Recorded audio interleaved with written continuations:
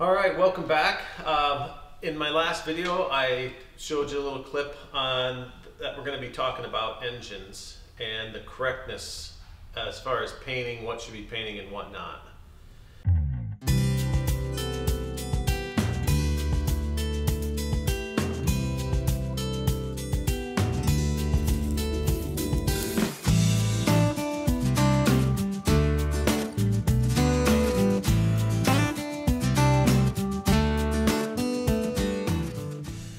This engine, these two are for the Sportsman here, and these are MLs, so they're the big block flathead Hercules. Now, Hercules built these engines. They weren't built by Chris-Craft. They had Chris-Craft components on them that said Chris-Craft Marine on it, but they were built by Hercules for Chris-Craft. So these are basically industrial truck engines is what they were designed to be, but then they were marinized for Chris-Craft, and they are great motors. I love the M series and I love the K series. I think they're just pretty bulletproof. You get them right, especially you rebuild them and you get them balanced and stuff with today's technology and doing that, and they last for a long, long time. So there's a couple things you want to look at. There's three different colors basically that Chris-Craft used. Now we're just talking about Hercules M's and K's. We're not going to be going into the Chryslers and all the other stuff that they had. But as far as the pre-war, post-war, and the 283 that they used, the pre-wars were a little bit darker blue, almost like a Ford Blue engine that most people know of. And then the lighter blue was for the post-war, and then the 283 was almost like a light blue. And that's pretty much all three colors that we use and that we have found to be correct over the years. And then as far as what to paint, so hoses and hose clamps from the factory were painted. The wires, they used knurled nuts on them. They didn't use boots like this. They had an exposed end on them with a knurled nut. They didn't have boots on here either. Those were just pushed into the cap. So if we take those away and then paint the whole engine as a whole, take the distributor out, take the starter and generator off and the coil off and paint the whole engine blue, the fuel pump would be blue, the water pump would be blue, all the hoses here, and the oil cooler would be blue. And the reason for that is when they got, 100 engines in, they didn't have components on them that were black. And then they put them into a spray booth and they sprayed them as a whole. They sprayed the whole engine. And that's why the hoses and the clamps are blue. And then they put the components on there, like the distributor, the coil, the starter, the generator, and the carburetor. Everything other than that was painted at the factory. The starter and the generator should be a semi-gloss black. Also, the carburetor should also be a flat black. So nothing really on this engine should be super, super shiny, and nothing on the engine should be polished.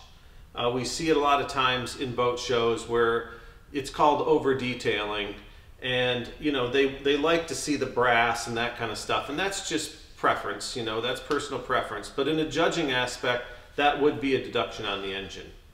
Now we're going to go look at the K series, the KB, the KBL with triple carburetors, and you'll see that that's a little bit different blue, and then I'll show you a couple things on that motor.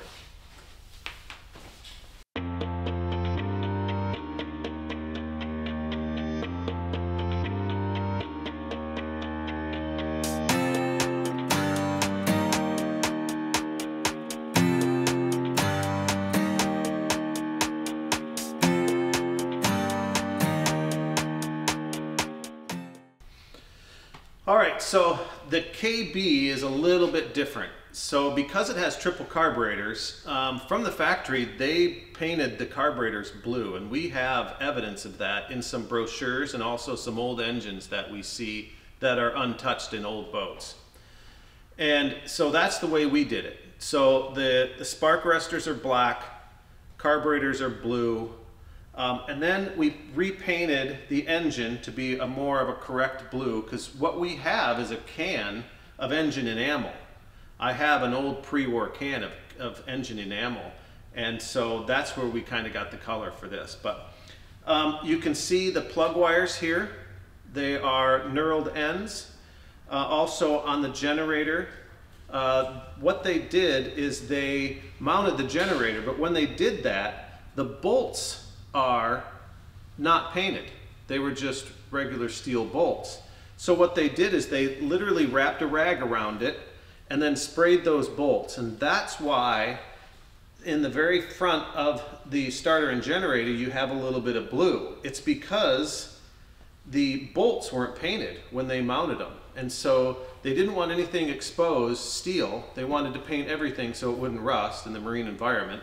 And so that's what they did. They literally just wrapped a rag around there, took a spray can and sprayed the nuts. So that's why it's correct for engines to be like this.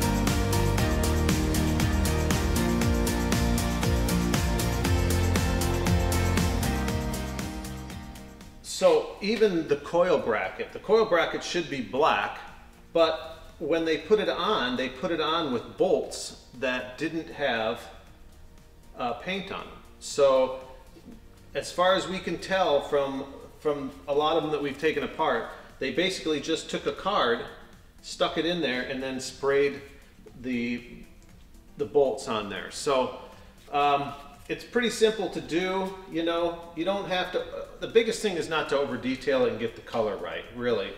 I think they look better this way as well. I'm not a fan of polishing everything because it really is cast bronze and it's really hard to get a nice polish on them. So really, what's the use? And it's not really correct. So, you know, if you're doing an engine like this, like I say, paint everything blue. These guys are black. Just take a rag and wrap it around here and spray that and you'll be good to go.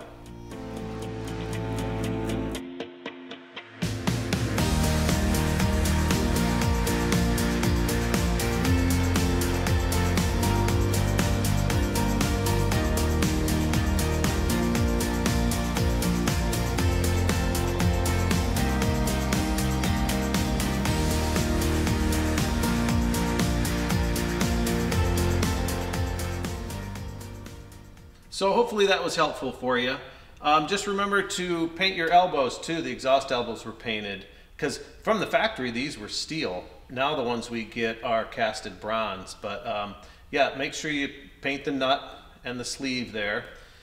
So hopefully you can paint your engine correctly and give the boat a little bit more detail. Just remember, don't over detail the engine and you'll be good to go. But thanks for watching. And if you like the video, hit the like button and subscribe. That would be helpful if you want to see some more videos coming out. We're going to try to put some out just about every week now for a little bit because we're busy running around getting boats in the water and that kind of stuff. So we'll film some of that for you. And hit that Patreon. If you want to support our channel, then hit that Patreon and you'll find that in the description. Also, remember the link if you need supplies. There's mgstudioworks.com, and that is an affiliated link through Amazon, and a lot of our tools and supplies that we use, varnish and that kind of stuff, is on that site. So hopefully that helps you out, and we'll see you back here next time. Bye.